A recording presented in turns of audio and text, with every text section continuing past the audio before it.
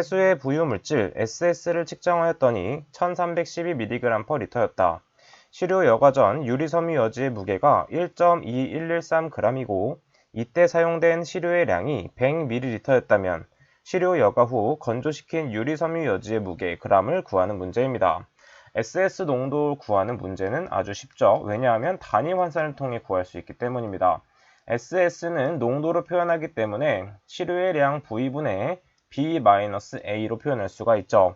이때 B는 시료 여과 후의 유리섬유여지의 무게, A는 시료 여과 전의 유리섬유여지의 무게입니다. 따라서 우리가 궁금한 것은 B에 대한 것이기 때문에 B에 대한 식으로 바꿔주도록 할게요. 먼저 우항에 있는 시료의 량을 곱해주도록 합니다. 그래서 SS 곱하기 V는 B-A가 되고 B에 대한 식으로 바꿔야 되기 때문에 이때 마이너스 A를 넘겨주도록 합니다. 따라서 B는 어떻게 되냐면 SS 곱하기 V 플러스 A가 되는 것이죠. 최종적으로 단위만 g으로 맞춰준다면 보다 쉽게 풀어낼 수가 있습니다. 자, 그럼 먼저 풀어보도록 할게요. SS의 양은 몇으로 주어져 있냐면 1312로 주어져 있습니다. 자, 그럼 먼저 구하기 위해서는 밑줄을 항상 그렸습니다. 자, 그 다음에 SS 양은 1312mg/L. 그 다음에 시료의 양은 100ml입니다. ml. 이때 단위 환산을 해주기 위해서 ml와 리터를 소거하기 위해서 10의 세제곱 ml/L. 그 다음 마지막으로 mg을 g으로 바꿔줘야 되기 때문에 10의 세제곱 mg/g이 됩니다. 그 다음에 A는 그대로 g으로 주어져 있기 때문에 1.2113g을 해주면 되겠죠. 따라서 계산기에 그대로 대입을 하게 되면 1.3425g이라는 값이 나오게 됩니다. 따라서 답은 2번이 된다는 것을 알 수가 있겠죠. 계속해서 다음 문제 보도록 하겠습니다. 64번 문제 보도록 할게요. 흡광도 측정에서 투과율이 30%일 때 흡광도를 구하는 문제입니다. 자, 흡광도 식을 알고 있다면 쉽게 풀 수 있는 문제죠. 흡광도 구하는 식, 흡광도를 A라고 했을 때 투과도를 이용해서 구할 수가 있습니다. 로그 투과도분의 1로 구할 수가 있죠. 지금 보게 되면 투과율이 30%라고 했기 때문에 t에 0.3을 대입해주면 됩니다. 따라서 로그 0.3분의 1은 계산기에 그대로 대입하게 되면 0.52라는 값이 나오게 되는 것이죠. 공식을 알고 있다면 쉽게 풀 수 있는 문제였습니다. 답은 3번이 되겠네요. 계속해서 다음 문제 보도록 하겠습니다. 66번 문제 보도록 할게요. 예상 BOD치에 대한 사전 경험이 없을 때 희석하여 시료를 조제하는 기준으로 알맞은 것을 찾는 문제입니다. 오염 정도가 심한 공장 폐수는 0.01에서 0.05%가 아닌 0.1에서 1%로 희석해줘야 되고 오염된 하천수는 10에서 20%가 아닌 25에서 100%로 희석을 해줘야 됩니다. 그 다음 3번 처리하여 방류된 공장 폐수는 50에서 70%가 아닌 5에서 25%를 희석해야 되며 4번 처리하지 않은 공장 폐수는 1에서 5% 정도 희석을 해주면 됩니다. 따라서 정답은 4번이 된다는 것을 알 수가 있고 해당 문제도 많이 출제되고 있기 때문에 이 부분에 대해서는 반드시 암기를 해주셔야 됩니다. 계속해서 다음 문제 보도록 할게요. 67번 문제입니다. 하천수의 시료 채취 지점에 관한 내용으로 가로 안에 공통으로 들어갈 내용을 찾는 문제입니다. 해당 문제도 단순하게 암기한다면 풀 수 있는 문제이기 때문에 2m가 답이 된다라는 걸 체크하고 넘어가도록 할게요. 계속해서 다음 문제 보도록 하겠습니다.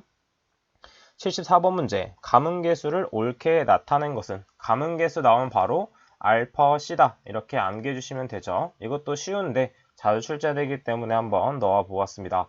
답은 1번이 된다. 넘어가도록 할게요. 75번 문제 보도록 하겠습니다.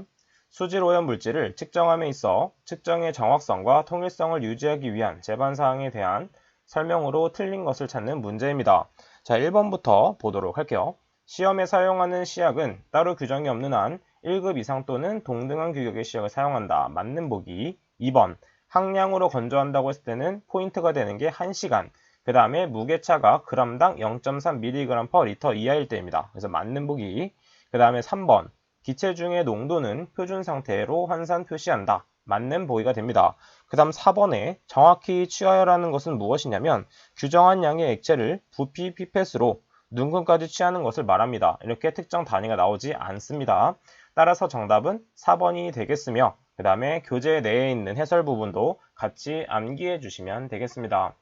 계속해서 다음 문제 보도록 할게요. 76번 문제입니다. 76번 유도결합 플라스마 원자 발광 분광법으로 금속률을 측정할 때 간섭에 관한 내용으로 옳지 않은 것을 찾는 문제입니다. 이것은 정답만 한번 체크해 보도록 할게요. 3번이 정답이 되는데 이온화 간섭이란 이온화 에너지가 작은 나트륨 또는 칼륨 등 알칼리 금속이 공존원소로 시료에 존재 시 플라스마 전자밀도를 증가시키게 됩니다. 따라서 이때는 감소시키는 것이 아니라 증가시킨다라고 수정을 해주면 되겠죠. 어렵지 않은 문제였습니다. 다음 문제 보도록 할게요. 77번 문제. 다음 중 관내의 유량 측정 방법이 아닌 것을 찾는 문제입니다. 관내 유량 측정 방법은 어떤 식으로 암기해 주시면 되냐면 벤, 오, 노, 피, 자 이렇게 외워주시면 됩니다. 자, 벤, 오, 노, 피자 이렇게 외우면 되는데 이때 제가 축제를 갔을 때 연예인들이 오고 있습니다. 뭘 타고 오냐면 이 벤을 타고 오게 되죠. 그래서 벤이 언제 오노, 담배나 피우자 이렇게 외워주시면 됩니다. 그래서 벤은 벤츄리미터, 그 다음에 오는 오리피스, 노는 노즐, 피는 피토우간, 자는 자기식 유량 측정기 이렇게 암기해 주시면 되겠습니다. 이렇게 5가지는 중요하기 때문에 반드시 암기를 해주셔야 돼요. 따라서 정답은 위어가 된다는 것을 알 수가 있습니다. 계속해서 다음 문제 보도록 하겠습니다. 측정 항목 중 황산을 이용하여 pH를 2 이하로 한 후 4도씨에서 보존하는 것이 아닌 것을 찾는 문제입니다. 자, 해당 문제도 단순 암기할 수 있다면 쉽게 풀 수 있는 문제인데 4도씨 황산으로 pH 2 이하로 보존할 수 있는 시료는 노말 헥산 추출물질 COD, 암모니아성 질소, 총인, 총질소가 됩니다. 따라서 질산성 질소는 이에 해당되지 않기 때문에 2번이 정답이 된다는 것을 알 수가 있습니다. 해당 문제도 중요하기 때문에 반드시 암기해 주셔야 됩니다.